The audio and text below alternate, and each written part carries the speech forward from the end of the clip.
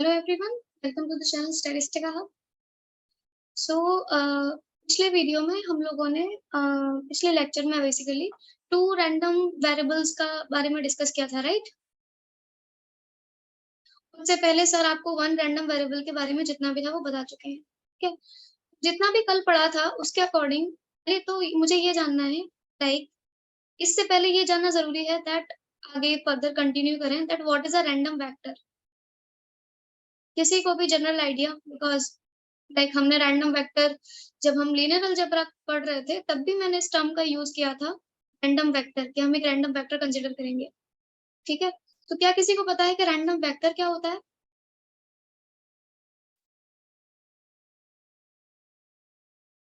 Ma'am, किसी joint distribution में जितने भी रैंडम वेरिएबल्स हैं उनको हम अगर वेक्टर फॉर्म में लिखते हैं तो उसे कहते हैं रैंडम वेक्टर।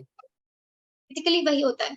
आप सिंगल वेरिएबल को पढ़ रहे हो वो वन वेरिएबल का हो जाता है, जॉइंट पढ़ रहे हो तो टू वेरिएबल्स का, थ्री वेरिएबल्स का। बेसिकली जब भी आप मल्टीपल रैंडम वेरिएबल्स की स्टडी करते हो, मल्टीपल रैंडम वेरिएबल्स का स्टडी करते हो, तो आप क्या करते हो? अब इनको इनको लिखने के लिए, एक पर्टिकुलर फॉर्मेट में लिखने के लिए हम यूज करते हैं वेक्टर का, ओके? या फिर हम यूज करते हैं वेक्टर या फिर मैट्रिक्स नोटेशंस का, राइट? जो कि हमने जब लीनियर अलजेब्रा पढ़ा था तब वहां पर आपको याद है, we always use to write it like this, x1 x2 xn, like this. वो क्या थे? वो हम रैंडम वेक्टर्स ही तो लिख रहे थे, ओके? तो बेसिकली हो क्या रहा होता है वो देखो, कि मेरे पास लेट्स से कि आपके पास कोई भी एक सेट है रैंडम वेक्टर्स का, x1 x2 to xn, okay? हमें पता है कि ये जो सारे रैंडम वेक्टर्स होते हैं वो सेम सैंपल स्पेस पर डिफाइन हो रहे होते हैं, राइट? जो भी रैंडम वेक्टर है, every random vector is defined on sample space S to some real number R. Yes ma'am. Okay, अभी ये देखो, अगर ये सारे random vectors same sample space से R पे जा रहे हैं किसी रियल नंबर पर, लेट्स से कि अगर ये मेरा कोई एक सैंपल स्पेस है, ओके, ये मेरा सैंपल स्पेस है और इसमें कुछ वेरिएबल्स हैं W, ओके, जो भी है W, ओके? तो मान लीजिए कि ये x1 W के लिए ये जो रैंडम वैल्यू ले रहा है दैट इज x1, ये रैंडम वेक्टर x1 W पर x1 वैल्यू ले रहा है। Similarly we will define every random vector. मेरे पास n रैंडम वेक्टर्स हैं जिनके मैंने रैंडम वेक्टर्स को डिफाइन कर दिया कि xn W पर यहाँ वैल्यू xn लेगा। तो हम क्या करेंगे, ये जो मेरे पास n रैंडम वेक्टर्स हैं इनको अगर मैं एक कॉलम वेक्टर की फॉर्म में लिख दूं, let's say, okay, that is मैंने एक और डिफाइन किया, this x is my column vector. तो उसको हम कैसे लिखेंगे? x1 going on to xn, right? ये x1 x2 टू xn क्या वैल्यूज ले रहे हैं? these are taking the values x1 x2 to xn, like small x1 x2 to xn।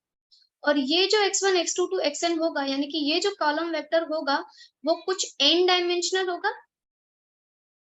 वो r पावर n में बिलोंग कर रहा होगा, that is n dimensional, because we have n random vectors, so that would be n dimensional,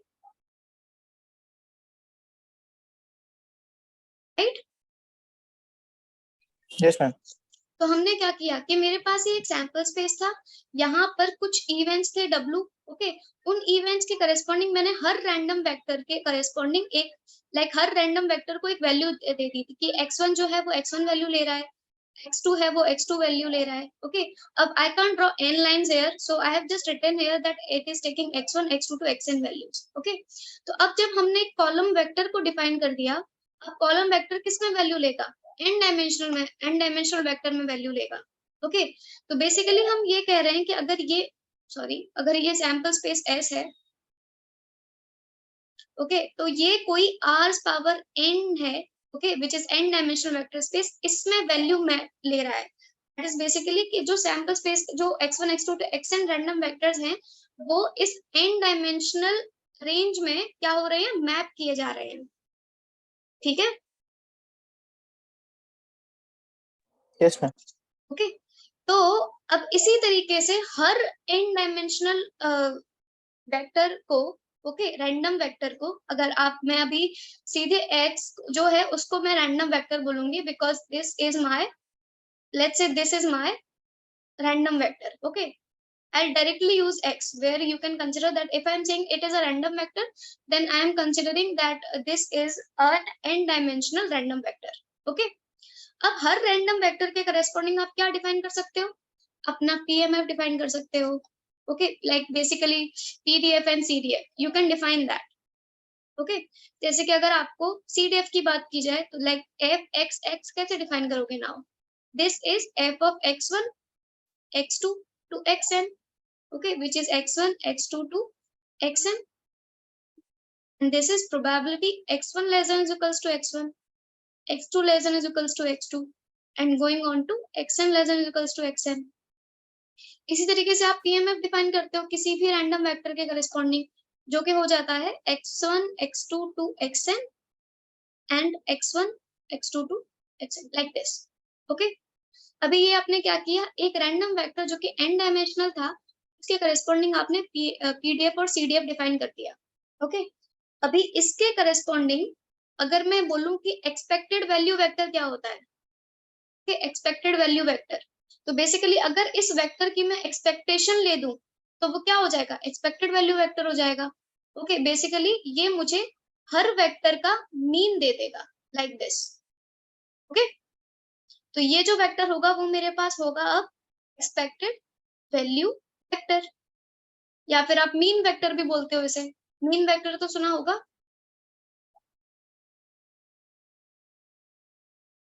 no ma'am. Okay, तो may be शायद जब आगे पढ़ोगे आप तब उनमें ये सारी चीजें आती हैं, like variance, like covariance matrix पढ़ी है, covariance matrix, correlation matrix. Okay, तो वो भी क्या होती हैं, जब आप कोवेरिएंस मैट्रिक्स बनाते हो, कोरिलेशन मैट्रिक्स बनाते हो, वो भी तो एक रैंडम वेक्टर के करस्पॉन्डिंग ही तो बनाते हो. आप क्या करते हो, आपके पास लेट्स से कि कुछ कोरिलेशन मैट्रिक्स है. ओके, तो कोरिलेशन मैट्रिक्स में क्या हो रहा होता है, बेसिकली लेट्स से कि अगर मेरा R कोई एक कोरिलेशन मैट्रिक्स है, तो वो होता है basically x x transpose, expectation of x x transpose. अगर मैं इसको कंप्यूट करूंगी तो वो मुझे कोरिलेशन मैट्रिक्स दे देगा. ओके, जहां पर क्या है, x जो है वो क्या है, x एक रैंडम वेक्टर है. ओके, ये क्या दे रहा है मेरे, ये मुझे दे रहा है कोरिलेशन मैट्रिक्स. बीच में मैंने कोवेरिएंस बोल दिया क्या? This is my correlation matrix. अभी कोवेरिएंस मैट्रिक्स क्या होगी, कोवेरिएंस मैट्रिक्स आप जब फॉर्म करते हो तो वो भी एक रैंडम वेक्टर के करस्पॉन्डिंग ही करते हो, like C is equals to, आप क्या करते हो, x minus expectation of x and x minus expectation of x is transpose. ऐसे ही तो करते हो. मतलब ये अभी आपके काम के लिए नहीं है, बट ये चीज सिर्फ इसलिए थी कि जो रैंडम वेक्टर हम डिफाइन करते हैं, it's the most important thing, क्योंकि सारी जो चीजें होती हैं लाइक PDF हो गया, CDF हो गया, कोरिलेशन मैट्रिक्स, कोवेरिएंस मैट्रिक्स, अब ऐसा हमेशा तो नहीं होगा कि आपके पास एक या दो ही वेरिएबल होंगे. You would have so many variables. Okay, like n variables हो सकते हैं. हम एक जनरल केस लेते हैं जहां पर मेरे पास एक n वेरिएबल्स है. ओके, तो आप उसके करस्पॉन्डिंग हर चीज डिफाइन करते हो, उसके करस्पॉन्डिंग कोरिलेशन मैट्रिक्स डिफाइन करोगे. लाइक आप स्टोकास्टिक पढ़ोगे तो स्टोकास्टिक में आपको कोवेरिएंस मैट्रिक्स और मे बी शायद मल्टीवेरिएट में भी है, राइट? Yes ma'am. तो ये सारी चीजें जो हैं वो रैंडम वेक्टर से ही आती हैं. बेसिकली आप यहाँ पर भी रैंडम वेक्टर की ही बात कर रहे होते हो.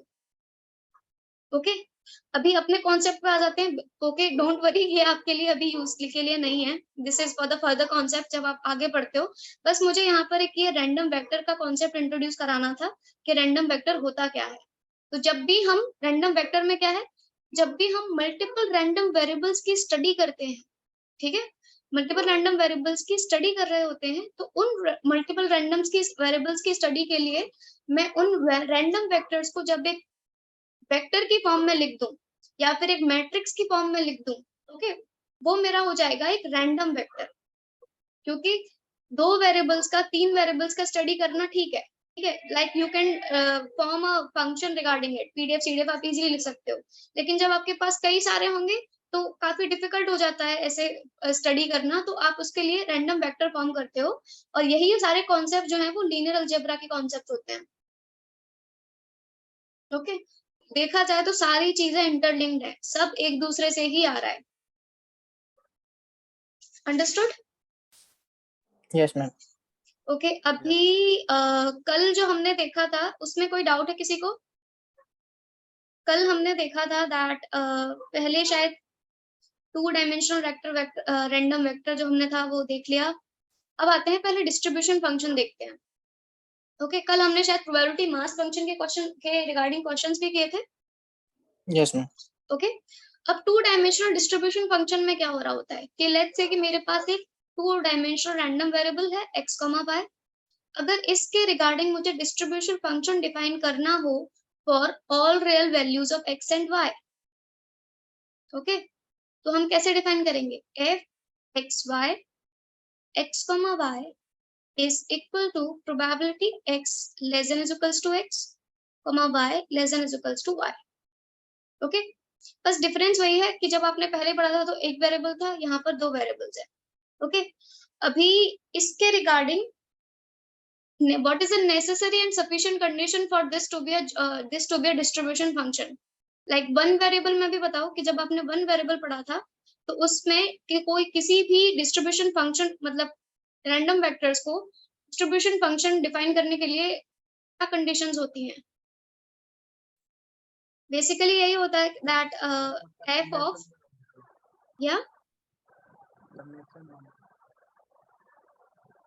I can't hear you। हमने बस ये बोला है अभी कि what is a necessary and sufficient condition for this function to be a not differentiable, for this function to be a distribution function। तो कंडीशन मेरे पास होती है that f infinity comma infinity has to be equal to 1। Okay ऐसे ही दूसरा condition होता है like कि f minus infinity comma x y is equal to f of infinity f of x comma minus infinity that is equals to 0। Okay और अभी आप ये क्या है आपके पास सीडीएफ जैसा कि आप वन वेरिएबल में करते थे, अगर मैं अपने सीडीएफ को डिफरेंशिएट कर दूं 2 times with respect to x with respect to y, then this would give me the pdf corresponding to x and y, that is the joint pdf of x and y, right? Yes ma'am.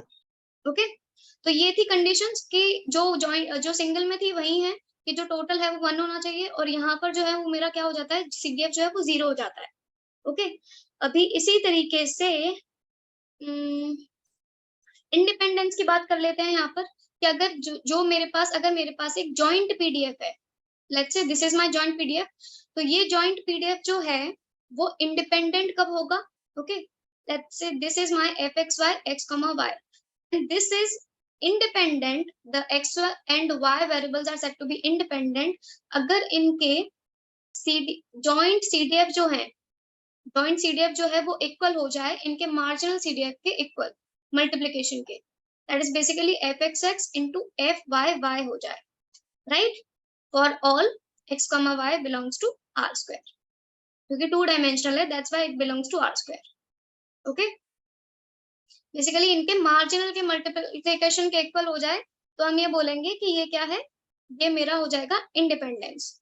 अब जैसे एक छोटी सी चीज ले लो, अगर मैंने आपको बोल दिया कि आपको ये बताना है दैट अगर f x1 x2 है, x1 x2 ये मैंने कुछ एक फंक्शन डिफाइन कर दिया for CDF which is 1 minus e power minus x1 minus e power minus x2 plus e power minus x1 minus x2, where I am already saying that you have to find out whether these functions are independent or not, where x1 and x2 are greater than 0। अगर आपको joint दे रखा है और आपको ये पता करना है कि वेदर x1 और x2 जो हैं वो इंडिपेंडेंट है या नहीं है, आप क्या करोगे?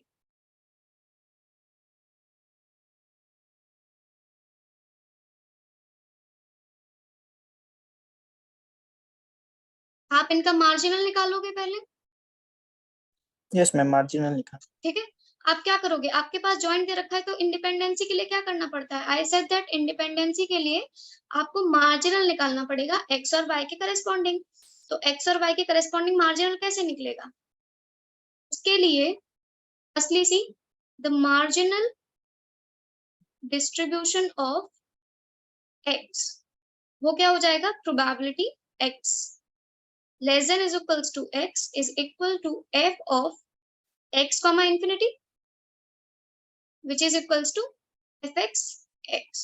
बेसिकली आप y के करस्पॉन्डिंग जो भी है वैल्यूज वो सारी पुट कर दीजिए। ओके, यानी कि हम कह रहे हैं कि अगर आपको fx निकालना है which is equals to probability x less than is equals to x, then what you will do, you will put all the values corresponding to y, probability x less than is equals to x and y less than infinity।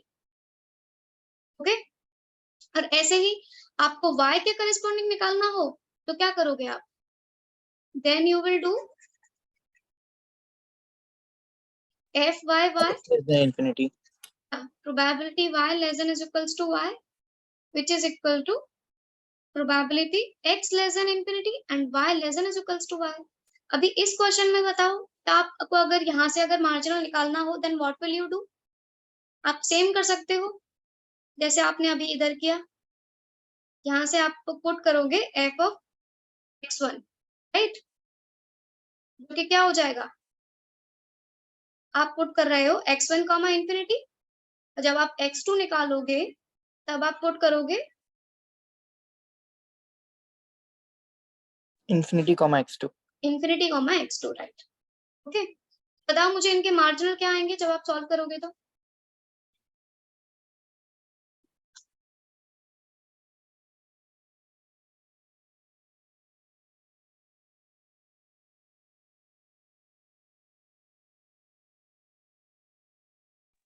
Ma'am पहले का आएगा 1 minus e raise to minus x1 and दूसरे का आएगा 1 minus e raise to minus x2 1 minus e raise power minus x2। ठीक, अब आप इसको ऐसे भी कर सकते थे, मतलब आपको करने की जरूरत नहीं थी। Like I can write this function as 1 minus e to the power minus x1 minus e to the power minus x2 1 minus e to the power minus x1, right. तो ये किसके इक्वल हो जाएगा, 1 minus e to the power minus x1 and 1 minus e to the power minus x2, right. ये क्या आ रहा है, यही तो मेरे जॉइंट का मल्टीप्लिकेशन है और ये मेरा जो जॉइंट का मल्टीप्लिकेशन है वो इसके जॉइंट के इक्वल आ रहा है। Okay, so basically I am getting f of x1 f of x2 is equal to f of x1 x2। Okay, f of x1 x2, ये क्या आ गया, इस यहाँ से मुझे इंडिपेंडेंस मिल गई, that these functions are independent. Okay, yes ma'am. Okay, अभी ये देखो डिस्क्रीट के केस में और कॉन्टिन्यूअस के केस में क्या फर्क होता है। Okay, so in case of jointly discrete random variable,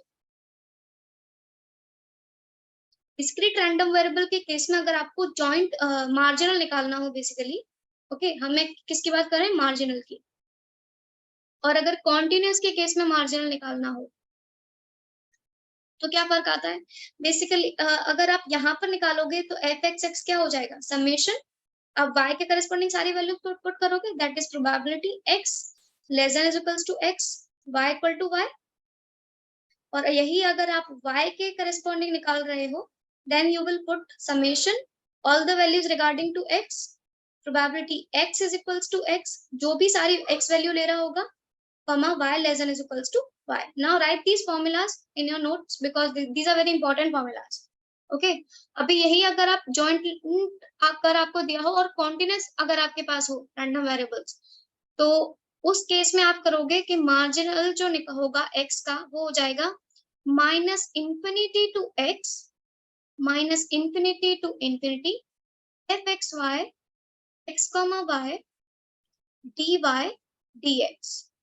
okay, and F Y Y हो जाएगा minus infinity to Y minus infinity to infinity F x Y X comma Y D X D Y. Okay, तो जब x के marginal निकालो discrete के case में y की values put करनी है, y का निकालो x की वैल्यूज पुट करनी है। सेम केस यहाँ पर करनी है कि अगर x का निकालोगे y के करस्पॉन्डिंग जो भी है वो पुट कर दो। ओके, और y का जब निकालोगे तो जब x का करस्पॉन्डिंग जो भी है वो पुट कर दो। ओके, अब ये जो होती है वो क्या होती है, जब x के करस्पॉन्डिंग निकालोगे तो यहाँ लिमिट कौन सी पुट होती है, डिपेंडेंट लिमिट पुट होती है x की, राइट। Yes ma'am. ओके, यहाँ पर किसकी लिमिट पुट होगी, डिपेंडेंट लिमिट पुट होगी y की। जैसे हमने कल फंक्शन पढ़ा था जिसमें क्या हो रहा था, y is equals to 0 to x और x is equals to 0 to infinity like this. वो क्या था, वो डिस्क्रीट के केस में डिपेंडेंट था जिसमें हमने फिर मार्जिनल निकाला था। ओके, तो ये क्या हो गया, ये हो गया हमारा डिस्ट्रीब्यूशन फंक्शन, जो एक डिस्क्रीट के केस में और कॉन्टिन्यूअस के केस में अगर मेरे पास जॉइंट दे रखा हो तो हम दोनों केसेस में मार्जिनल कैसे निकालेंगे। ओके, और ये मैंने अभी बताया कि अगर आपको पीडीएफ निकालना हो और आपको जॉइंट पता हो तो आप उसको जो भी आपका एफ एक्स कमा वाई है उसको दो बार डिफरेंशिएट कर दीजिए with respect to X with respect to Y. आपको क्या मिल जाएगा, आपको अपना पीडीएफ मिल जाएगा, joint PDF, right? Yes ma'am. Okay, okay, so this is done, and after this let's see conditional distribution function. Conditional distribution function. Okay, conditional distribution function में क्या है, मेरे पास डिस्ट्रीब्यूशन फंक्शन अभी मैंने डिफाइन किया, that is F x y, probability x less than is equals to x, y less than is equals to y। Okay, तो conditional distribution function, let's say that the conditional distribution function of y given x, this will be equals to, ये function क्या है, ये function है the distribution function of y when x has already assumed the particular value. जब x कोई एक value ले चुका है उस टाइम पर conditional distribution function of y। Okay, तो ये कैसे निकालते हैं, ये हो जाता है मेरा probability y less than is equals to y given x is equals to x। जब x कोई वैल्यू ले चुका हो, क्या बोला था, x कोई वैल्यू ले चुका हो, तो x वैल्यू दे दी हमने कि x जो है वो x वैल्यू ले चुका है और उस टाइम पर y का डिस्ट्रीब्यूशन फंक्शन क्या होगा, ये हो जाता है मेरा conditional distribution function with respect to x। Okay, अभी इसी केस में ये देखो, ये जो था F x Y X comma Y, F x Y X comma Y, इसको हम कंडीशनल डिस्ट्रीब्यूशन फंक्शन के में भी एक्सप्रेस कर सकते हैं। ओके, लाइक दिस, लाइक अगर मुझे कंडीशनल डिस्ट्रीब्यूशन फंक्शन के टर्म्स में एक्सप्रेस करना हो then this would be minus infinity to X F Y given X D F x X. Okay, अब ये जो चीज है वो एक्चुअली काफी इंपॉर्टेंट है क्योंकि कभी कभी क्या होता है कि आपको सिर्फ कंडीशनल डिस्ट्रीब्यूशन दे रखा होता है और बाकी सारी चीजें नहीं पता हो रखी होती। ओके, तो डिपेंडिंग ऑन द क्वेश्चन आपको ये छोटी छोटी चीजें हैं जो पता होनी चाहिए। ओके, अभी अगर कंडीशनल डिस्ट्रीब्यूशन ये है एफ वाई गिवन एक्स, यहाँ से आपको पीडीएफ निकालना हो F of Y given X, तो क्या करोगे आप,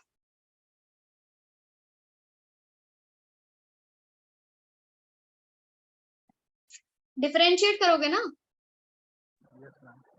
यस मैम, डेरिवेटिव किसके करस्पॉन्डिंग,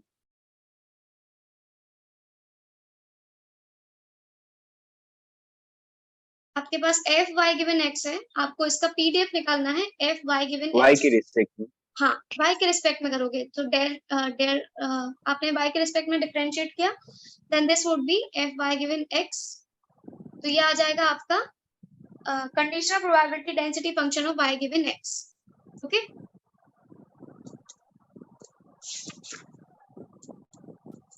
यस मैम। ओके, अभी नेक्स्ट देखो,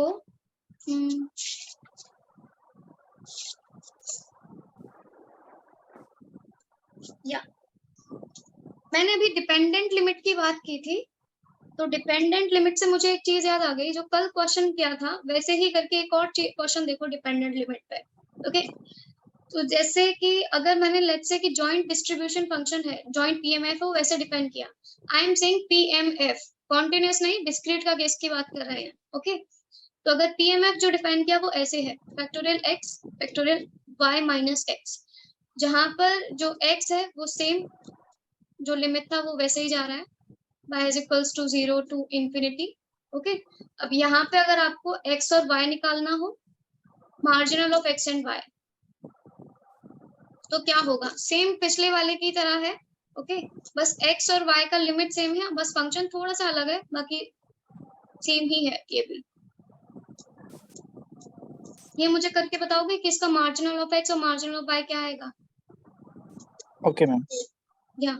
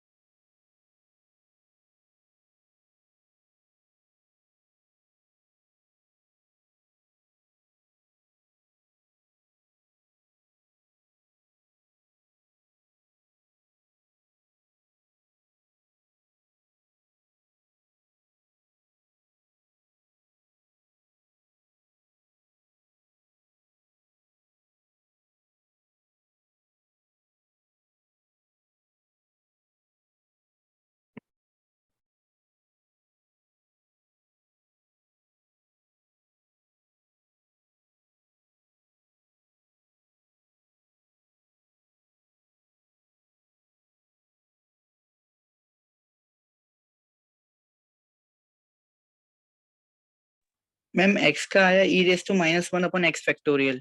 ओके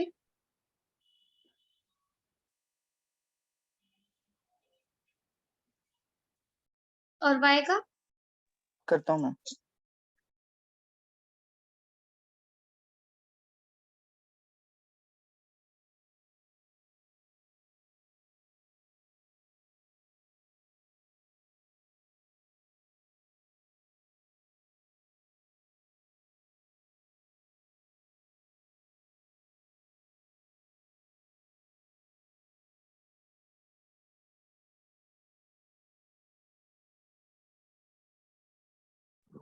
मैम हेलो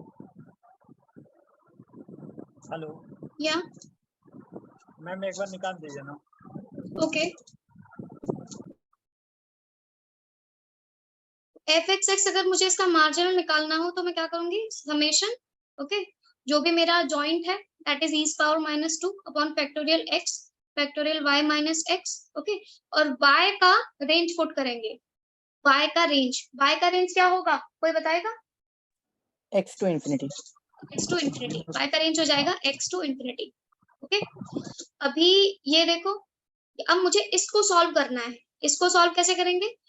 e⁻² बाहर आ जाएगा क्योंकि इंडिपेंडेंट है, फैक्टोरियल x बाहर आ जाएगा क्योंकि ये भी इंडिपेंडेंट है। हमें सिर्फ y की वैल्यू पुट करनी है that is summation y is equals to x to infinity 1 upon factorial y minus x okay this is e⁻² upon factorial x okay. अभी ये बताओ ये फंक्शन क्या है? ये क्या बन रहा है? एक्सपोनेंशियल। ये क्या है? एक्सपोनेंशियल है e this is e okay this is equals to e⁻² plus 1 upon factorial x which is e⁻1 upon factorial x okay आपको समझ आया ये? Yes ma'am. ओके अभी ये बताओ मुझे जो x जो है आपने मार्जिनल ऑफ x तो निकाल लिया, ये मार्जिनल ऑफ x के लिए x की रेंज क्या होगी?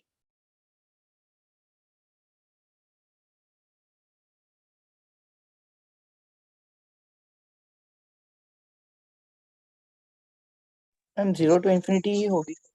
हाँ 0 टू इंफिनिटी होगी, 0 टू इंफिनिटी होगी। अभी तो 0 टू y है ना, उसके बाद जब मार्जिनल निकाल लोगे तो 0 टू इंफिनिटी हो जाएगी और y की भी 0 टू इंफिनिटी हो जाएगी। y का मार्जिनल निकाला किसी ने? No ma'am. नहीं नो मैम। ओके x किसको फॉलो कर रहा है? कोई डिस्ट्रीब्यूशन बन रहा है ये? Points with parameter 1। कौन सा? Poisson with parameter 1 okay F Y Y निकालो, एफ वाई वाई निकालोगे तो क्या आएगा, summation X is equals to 0 to Y, 0 to Y जा रही है। ओके, अभी पुट करोगे e power minus 2 upon factorial x factorial y minus x। अभी क्या है, y जो है वो इंडिपेंडेंट है, that is e power minus 2। अब इसको हम क्या बना लेंगे, कॉम्बिनेशन बना लेंगे। ओके, विच इज अगर मैं फैक्टोरियल y कर दूं और यहाँ पर भी फैक्टोरियल y का मल्टीप्लीकेशन कर दूं, दैट इज फैक्टोरियल y, तो ये क्या हो जाएगा,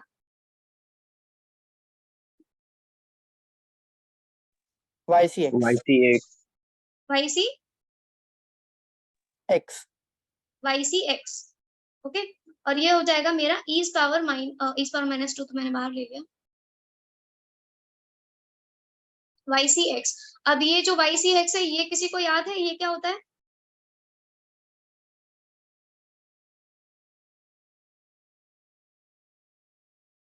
is equal to 2 थोड़ा सा अलग, 2 पावर y।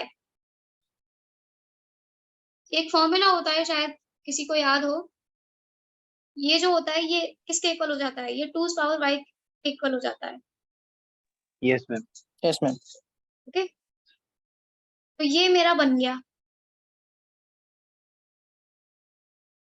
ओके, अब ये बताओ क्या ये इंडिपेंडेंट है x और y, no ma'am डिपेंडेंट है।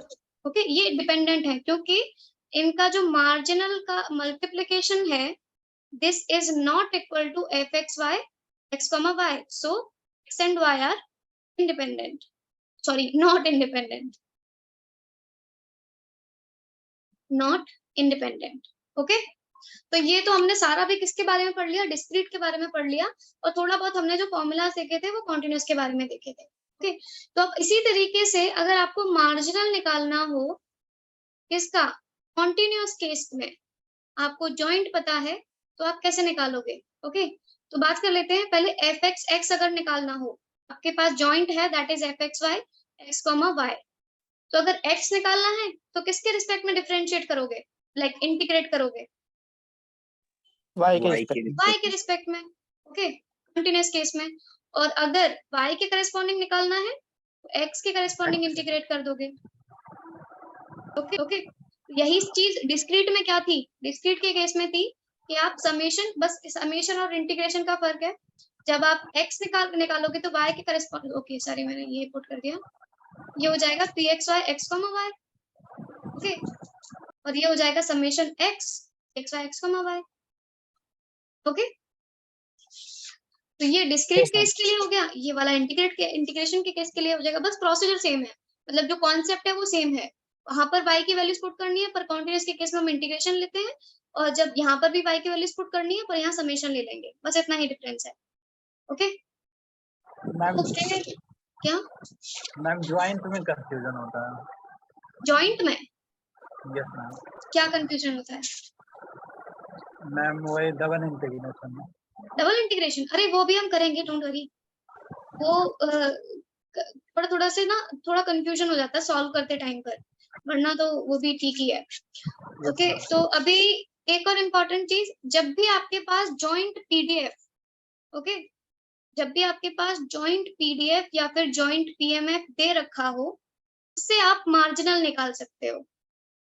ओके, ये शायद सबको पता ही होगा कि अगर आपके पास जॉइंट ऑफ एक्स वाई दे रखा है तो आप वहां से एफ मार्जिनल निकाल सकते हो, एफ एक्स एफ वाई, लेकिन आप मार्जिनल से जॉइंट नहीं बना सकते। So the converse is not true for this thing, that if you have the joint PDF and you can find out the marginal from that, but if you have marginal you can't find out the joint of that x and y.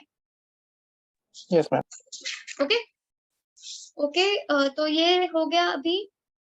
अभी बात कर लेते हैं, question देख लेते हैं basically. Okay, जितने ज्यादा क्वेश्चन करोगे उतने ज्यादा कॉन्सेप्ट क्लियर होंगे। ओके, क्योंकि कभी कभी क्या होता है, आपको कॉन्सेप्ट पता होगा, आप इंटीग्रेशन में उलझ जाओगे कि इंटीग्रेशन कैसे होना है, जब भी किसी ने बोला इंटीग्रेशन में प्रॉब्लम हो जाती है,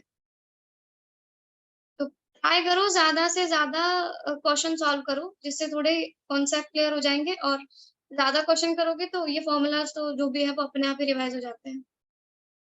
ओके, so let's see या अगर आपके पास जॉइंट है वो है F x Y X comma Y 1/4 1 plus X Y. Okay, एक और चीज बता दूं, जो कल मैंने क्वेश्चन कराया था वो आपकी एफएमएस से था।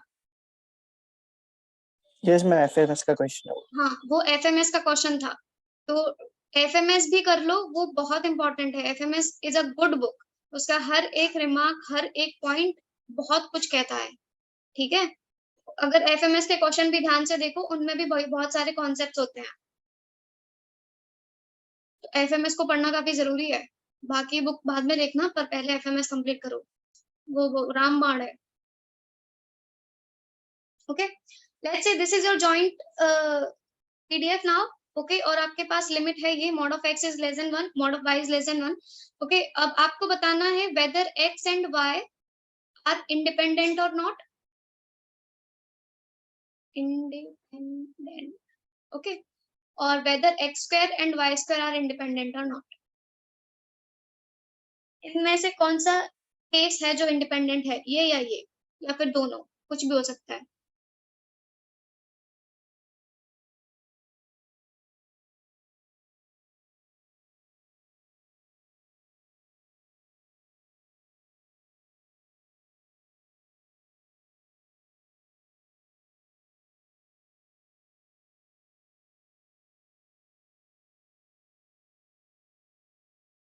क्या करोगे इसे चेक करने के लिए?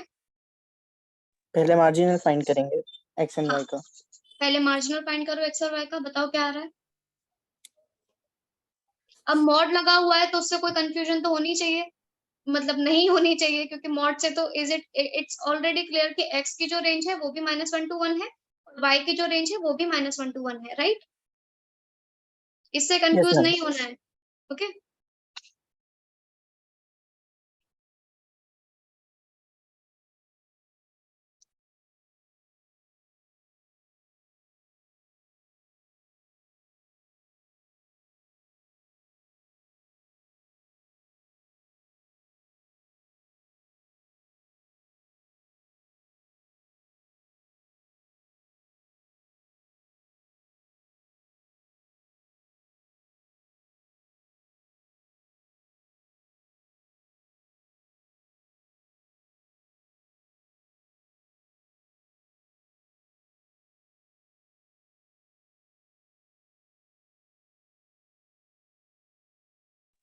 मैम 1/2 आया। 1/2 किसका, x का y का? वाई का। y का 1/2। ओके, x का भी निकालो। उसका भी मैम वही आएगा क्योंकि सिमेट्रिक ही दिख रहा है। हाँ, सिमेट्रिक है तो दोनों का सेम आएगा। तो क्या ये इंडिपेंडेंट है? नो। इंडिपेंडेंट नहीं है, क्योंकि इंडिपेंडेंसी के लिए F x Y F x X into F Y Y होना चाहिए था। तो ये मेरा आ रहा है 1/4 1 plus X Y, and this is 1/4, so they are not equal. तो यहाँ से एक चीज पता चल गई, that X and Y are not independent, not independent. अब एक्स स्क्वायर और वाई स्क्वायर के लिए चेक करो वेदर दीज आर इंडिपेंडेंट और नॉट।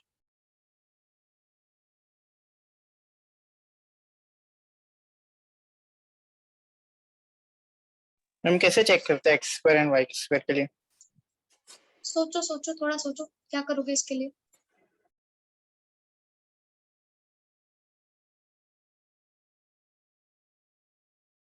आपको इसके बारे में तो अभी कुछ नहीं पता ना, एक्स स्क्वायर और वाई स्क्वायर का जॉइंट क्या है, राइट। स्क्वायर और नो वाई मैम। स्क्वायर का मार्जिनल क्या होगा वो भी नहीं पता, राइट। आप इसको यस मैं मैम। छोटी सी हिंट देती हूँ, आपको क्या करना है, आपको यूज करना है probability of X square less than is equals to X, CDF का यूज करना है, क्योंकि सीडीएफ से निकालना काफी इजी हो जाता है। ओके, और आपको फाइंड आउट करना है X square less than is equals to X, this is intersection Y square less than is equals to Y. ये हो जाएगा इनका जॉइंट। अगर ये जॉइंट इक्वल आ गया इसके, y square less than is equals to y, okay, इसके, तो आप बोल दोगे कि ये क्या है, इंडिपेंडेंट है। तो बेसिकली आपको ये फाइंड आउट करना है कि ये जो है वो इसके इक्वल आ रहा है या नहीं आ रहा। तो एक चीज बता देती हूँ कि जब आप x square less than is equals to x निकालोगे, उसको आप कैसे लिख सकते हो, mod of x is less than is equals to root x, yes ma'am. Right. Okay, अभी mod of x less than is equals to root x क्या हुआ, माइनस रूट एक्स से root x f x x d x, यही तो हुआ। हम सिर्फ x के रिस्पेक्ट में बात कर रहे हैं ना, फिर जॉइंट की तो बात ही नहीं की। Yes ma'am. ओके, अभी एफ एक्स एक्स क्या है, 1/2 है, 1/2, और इसका इंटीग्रेशन करोगे तो क्या आ जाएगा, ये आ जाएगा x minus root X and root X, जो कि क्या आ जाएगा 2 रूट एक्स आ जाएगा, I think 2 root X divided by 2 which is equals to root X. तो आपके पास आ गया that probability x square less than is equals to x जो है which is root X. Yes ma'am. Okay, अभी किसी ने बोला कि सिमेट्रिसिटी है, तो इसी तरीके से probability y square less than is equals to y क्या आ जाएगा, सेम प्रोसीजर से रूट y आ जाएगा। ओके, तो मुझे ये वाला साइड पता चल गया that this is root X into root y। Okay, अब ये वाला बताओ, अगर आपको इसका जॉइंट निकालना होगा तो आप क्या करोगे, डबल इंटीग्रेशन यूज करना पड़ेगा। Yes ma'am. ओके, अब डबल इंटीग्रेशन यूज कैसे करोगे, मैम क्या x की लिमिट होगी root x minus root x to root x and y की लिमिट होगी minus root y to root y। Right. Okay, तो ये हो जाएगा, आप यहाँ लगाओगे mod of x less than is equals to root x integration mod of y less than is equals to root y। Okay, अब जैसा कि इन्होंने बोला आप यूज करोगे minus root X to root X minus root Y to root Y.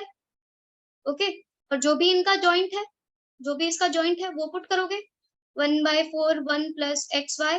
Okay, और इनको differentiate कर, लाइक नॉट डिफरेंशिएट, इंटीग्रेट कर दोगे। ओके, विद रेस्पेक्ट टू, किसके रिस्पेक्ट में, पहले y। पहले y फिर x। ओके, और बताओ क्या आ रहा है,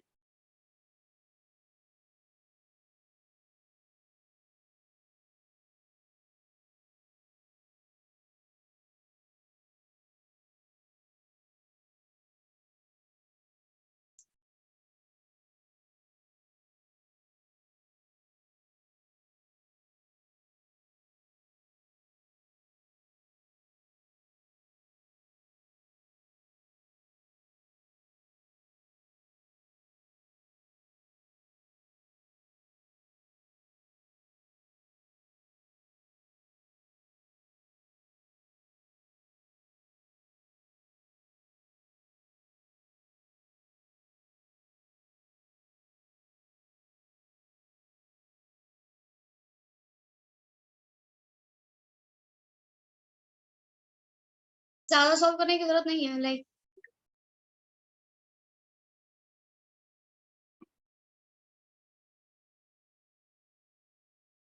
root x y। Root x y आ जाएगा। यस। तो ये क्या आ गया, ये जो था जॉइंट वो रूट एक्स वाई आ रहा है, और जो इन दोनों का मल्टीप्लिकेशन था वो root X into root Y, that's basically the same thing. तो ये क्या हो गया, ये दोनों क्या हो गए, इंडिपेंडेंट हो गए। तो एक्स स्क्वायर और वाई स्क्वायर तो इंडिपेंडेंट है, लेकिन एक्स और वाई इंडिपेंडेंट नहीं है। अंडरस्टूड। Yes ma'am. तो इस क्वेश्चन में हमने क्या यूज किया, उस पर ध्यान दो। पहले मार्जिनल निकाला, जिसको निकालने में आई थिंक किसी को प्रॉब्लम नहीं आई होगी, अगर आई हो तो then you can tell me, I can find it out. कोई प्रॉब्लम किसी को, नो मैम। ओके। मैम मेरा मार्जिनल अलग आ रहा है, ये 1/2 नहीं आ रहा। अच्छा, ओके, तो हम आप सॉल्व कर देते हैं एक बार।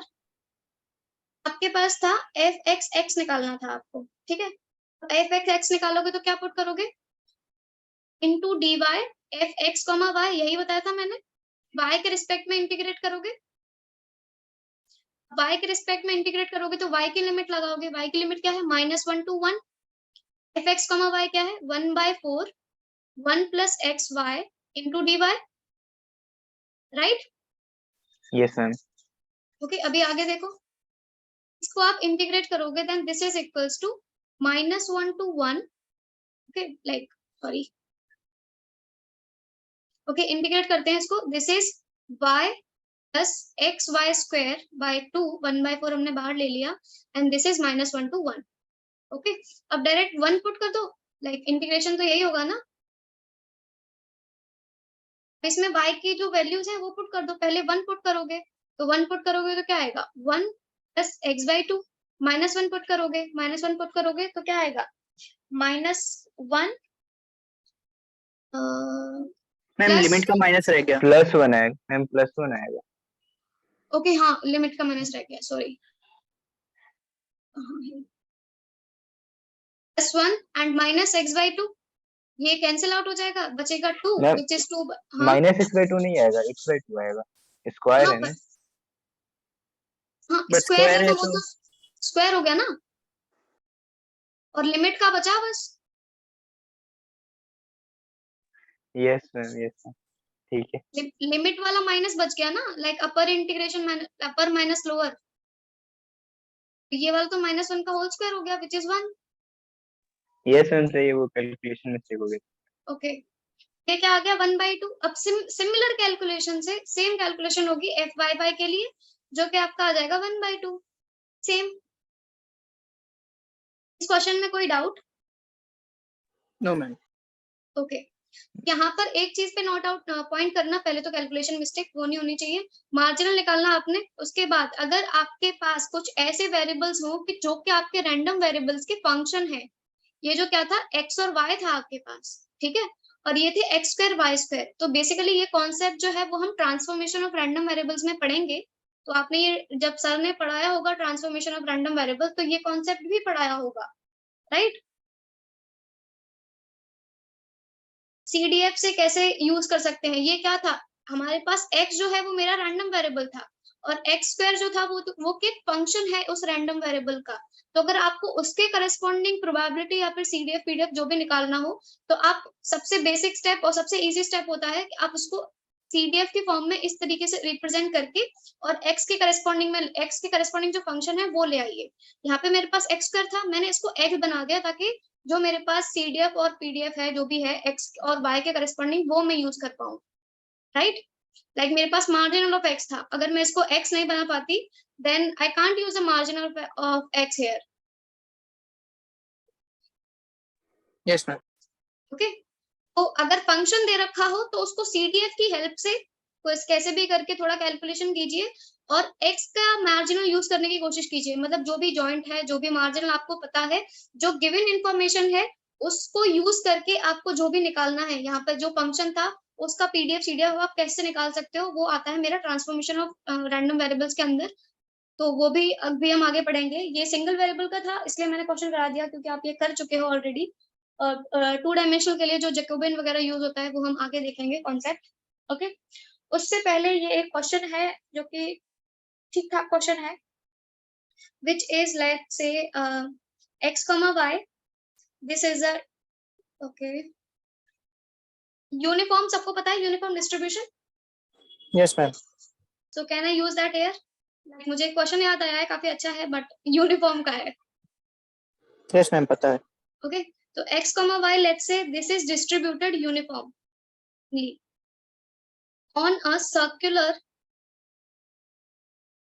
disk which is centered at 0, 0. Okay, with the radius 2 by root pi. Okay, now you have to find out the marginal of x. x का मार्जिनल निकालना है। ये क्वेश्चन कैसे होगा?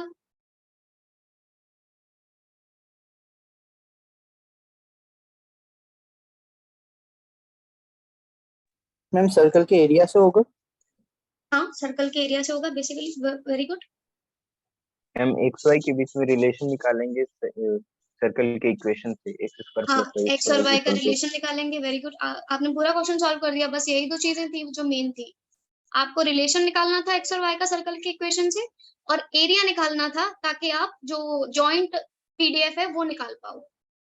ओके, ये दोनों चीजें निकाल के बताओ। पहले तो सर्कल के इक्वेशन से जो है, वो इक्वेशन से लिमिट क्या बनेगी x और y की। ओके, और जो एरिया है उसकी हेल्प से जो PDF है वो क्या बनेगा, जॉइंट PDF।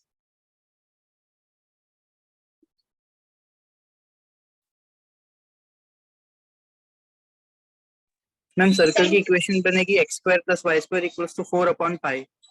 या ये बनेगी 4/π। ओके, तो मुझे क्या निकालना है, fx निकालना है ना। तो उसके लिए मुझे y का लिमिट चाहिए, ठीक। तो यहाँ से मैं y का लिमिट निकालने की कोशिश करूंगी, जो कि मेरा आ जाएगा y is equal to 4/π minus x square, ये रूट लग जाएगा, प्लस माइनस, राइट, ये हो जाएगा मेरा y का लिमिट। Yes ma'am. तो ये मेरे पास y का लिमिट आ गया था, this is going from -4/π minus x square to 4/π minus x square, right. अब मुझे जॉइंट और बता दो, क्या f ऑफ x, y क्या है? 2। 2 कैसे? Yes, pi R square. Okay, pi R square जब लगाओगे 4 आएगा मैम, सॉरी। हाँ, और यूनिफॉर्म है तो यूनिफॉर्म में क्या हो जाएगा, 1/एरिया ऑफ सर्कल। 2 तो एफ एक्स कॉमा वाई है, इसकी प्रोबेबिलिटी है ना, ये तो 2 कैसे हो सकती है? It is Yes, line ma'am. With, okay, 0 to 1 के बीच में होती है। Yes ma'am. तो यूनिफॉर्म के केस में क्या होता है, 1/b माइनस a ना, एंड दिस इज Yes, 1/एरिया ऑफ सर्कल। आपने बोला कि 1/πr स्क्वायर करोगे, तो एरिया तो सबको पता है πr स्क्वायर, अब इसका रेडियस का स्क्वायर कर दोगे तो ये क्या आ जाएगा, 4 आ जाएगा। So I have joint period which is 1/4। तो मुझे ये सॉल्व करना था, ये सॉल्व करके मुझे कोई बताएगा क्या आएगा?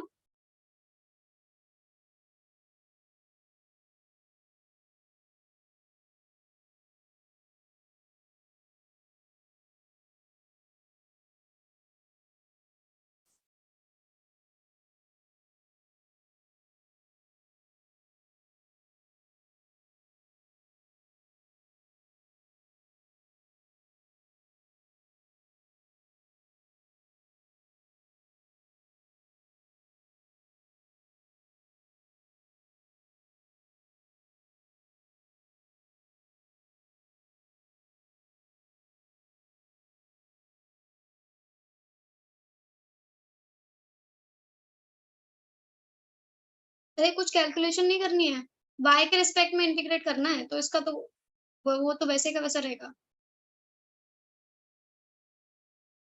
मैम इवन फंक्शन है तो लिमिट 0 to हो जाएगी। हाँ, इवन 0 to फंक्शन हो जाएगी, ठीक है। उसके बाद उसके बाद इंटीग्रेट कर देंगे। इसके इंटीग्रेट करोगे तो क्या हो जाएगा, ये तो सिंपल हो जाएगा, लाइक 2 हो जाएगा तो 1/2 root under 4 by, 4 upon x minus x square. Okay, ये मेरा मार्जिनल आ गया।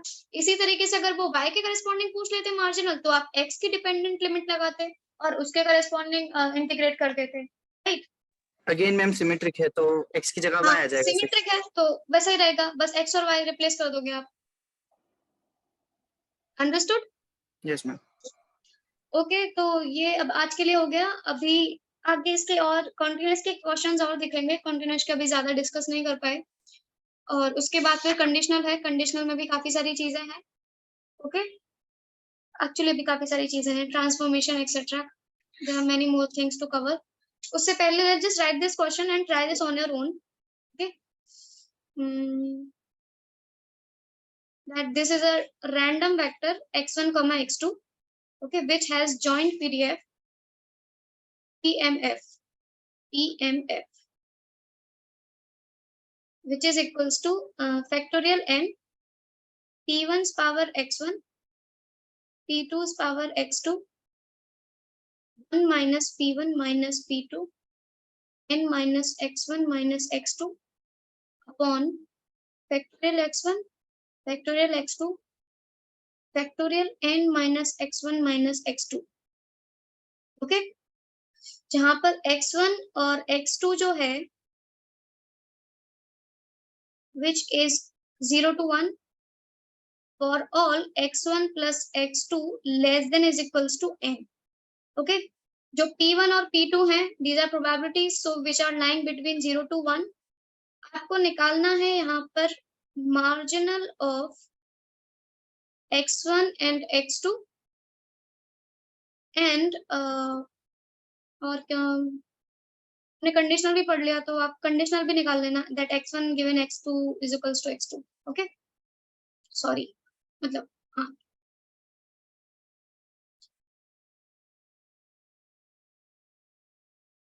मैम x1 और x2 की लिमिट क्या है? 0 to 1।